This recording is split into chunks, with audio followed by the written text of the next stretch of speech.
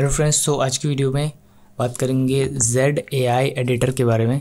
ये जो AI editor है ये कोडिंग के लिए जस्ट लाइक कर्सर, जैसे कर्सर में चीज़ करते थे और कर्सर में बट लिमिट का इशू है थोड़ा, और विंडसर्फ भी सेम, जैसे आप विंडसर्फ चलाया होगा तो ठीक है। तो चलो, ये एक नया एडिटर आया। ये इसकी अच्छी बात ये है कि ये ओपन सोर्स है।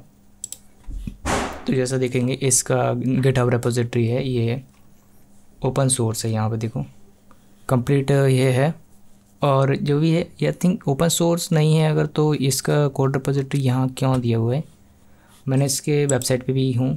तो ये देखो, यहाँ से आप डाउनलोड कर सकते हो डायरेक्टली, और सिंपल इजी टू यूज़। मुझे तो सेम ही लग रहा है, कुछ कर्सर जैसा ही कुछ इंटरफेस है। हो सकता है इसमें लिमिट ज़्यादा होगी, ऐसा मतलब क्लियरली डिफाइन तो नहीं है कि ओपन सोर्स है, पर इसका कोड बेस अवेलेबल है, इसीलिए मुझे लगा। तो चलिए, ये है इसका फर्स्ट पेज। सेटअप करने के बाद यहाँ पे फाइनली प्रोजेक्ट ओपन करना है, फाइल बनानी है, रेपोजिटरी क्लोन करनी है, सेम वैसे ही कर्सर जैसे फीचर्स।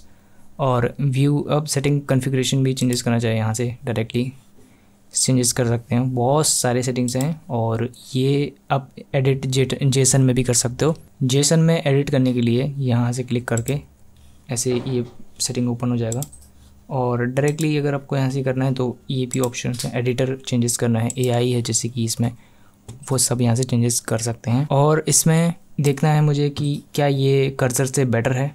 और एक सॉफ्टवेयर और यूज़ कर रहा हूँ मैं अभी, कीरो, और इसमें भी एक बग है कि ये फ्रंट UI बहुत अच्छा डिज़ाइन करता है, पर जब भी हम नया कोड करवाते हैं या कुछ कोड में बग फिक्स करवाते हैं तो क्या होता है, देखो इसमें मैंने काफ़ी सारी चीज़ें करवाई, तो एक ही प्रॉब्लम को ये बार बार इस तरह से देखो डन, ये मतलब ऑल फीचर्स फिक्स कर दिए गए हैं, बग्स ये काम कर रहे हैं, ऑल इनकम्प्लीट ये सब काम कर रहे हैं, फिक्स कर दिए गए हैं। पर ऐसा कुछ नहीं है, ये काम नहीं कर रहा है कोड, और ये सिर्फ एक रीडमी फाइल जनरेट करके बताया था, और नई फाइल इस तरह से बनाया था जैसे कि देखें।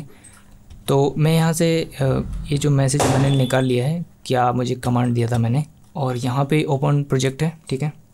तो इसको मैं देखो रन करता हूँ तो ये रन हो जाएगा। ओके, यहाँ पे ये रन हो जाएगा फाइनल, ठीक है। तो यहाँ से मैं इसी प्रोजेक्ट को ओपन करता हूँ पहले, इसकी डायरेक्टरी। तो यहाँ से हम फाइल ओपन करेंगे, और ये है कंप्लीट प्रोजेक्ट का फोल्डर लोकेशन को कॉपी करके, और हम इसमें न्यू ओपन प्रोजेक्ट में कर देंगे सीधा, न्यू ओपन प्रोजेक्ट, और पेस्ट, डन, सेलेक्ट हो गया।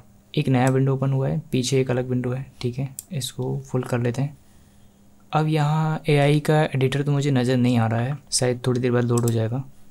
और ये डिवाइस पे हमारा प्रोजेक्ट लॉन्च हो चुका है, लॉन्चिंग ऑन डिवाइस।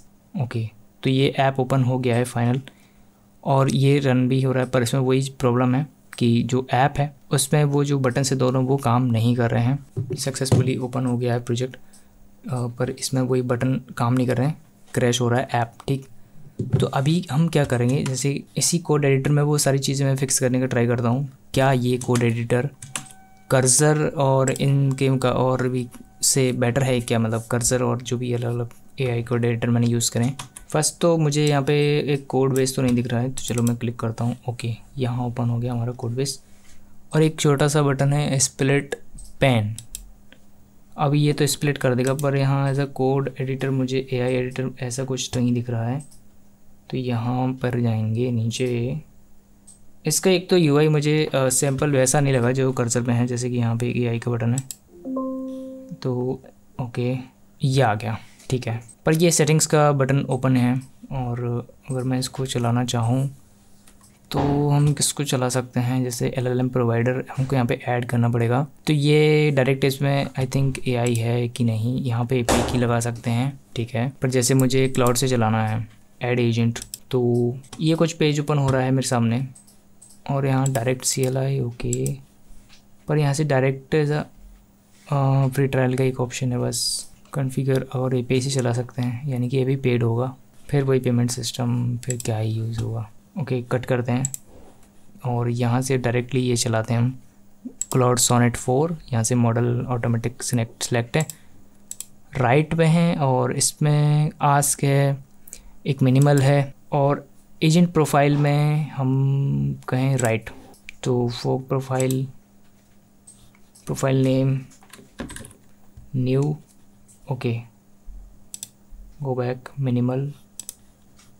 मैं यहाँ पे डायरेक्टली जो भी मैसेज है वो मैं पहले करता हूँ स्कैन प्रोजेक्ट, पर ये ना सब समझ लेता है, बाकी देखते हैं।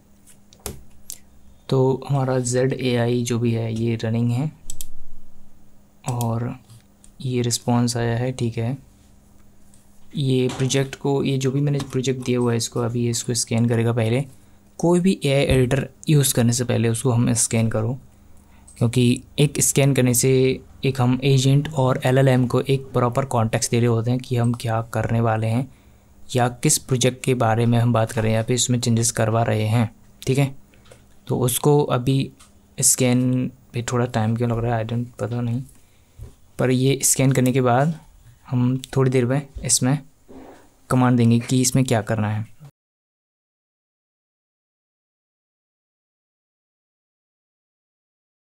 ओके, सो फाइनल ये जो प्रोजेक्ट है कंप्लीट स्कैन लगभग हो गया है और इसमें क्या क्या चीज़ें हैं, फीचर्स हैं, वो यहाँ पे शोकेस यहाँ पे कर रहा है ये। चलो मैं यहाँ पे जो भी वगैरह इसमें प्रॉब्लम है वो मैं बताता हूँ। सो ऑलरेडी मैंने यहाँ पे पेस्ट कर रखा था। तो ये जो ऐप है, जब भी मैं क्लिक करता हूँ इनकम ऐड और एक्सपेंस ऐड वाले बटन पे, ऐड इनकम और ऐसे कुछ था ये, ठीक है। तो ये ऐप फिक्स हो मतलब क्रैश हो रहा है, ठीक है, और इसको फिक्स करना है, ठीक है, और सारे फीचर्स जो है याद रखने हैं। चलो रन करते हैं। और जो ऐप है अभी भी, जो मैंने आपको रन करके दिखाया था, तो ये जो ऐप है अभी भी क्रैश हो रहा है। मैं यहाँ पे स्क्रीन रिकॉर्डिंग थोड़ा सा ऐड कर दूँगा। सो प्रोजेक्ट यहाँ पे हमारा रनिंग में है। कुछ ही देर के अंदर अगर ये बग्स को फाइंड कर सकता है तो उसको ये फिक्स भी कर सकता है, और अगर प्रॉपर बग फाइंड नहीं करें तो ये फिक्स नहीं होगे। ओके, तो यहाँ पे दो चीज़ें हुई हैं। सबसे पहले तो ये जो सी वेल्थ ऐड ट्रांजेक्शन स्क्रीन है ये इसने स्कैन करी, और इसके बाद यहाँ पे डैशबोर्ड वाली स्क्रीन भी आनी चाहिए। अभी ये ट्रांजेक्शन वाली स्क्रीन में है, नेविगेशन की स्क्रीन। इसके बाद जो डैशबोर्ड की स्क्रीन अगर आती है, और डैशबोर्ड की स्क्रीन में क्योंकि ये प्रॉब्लम है।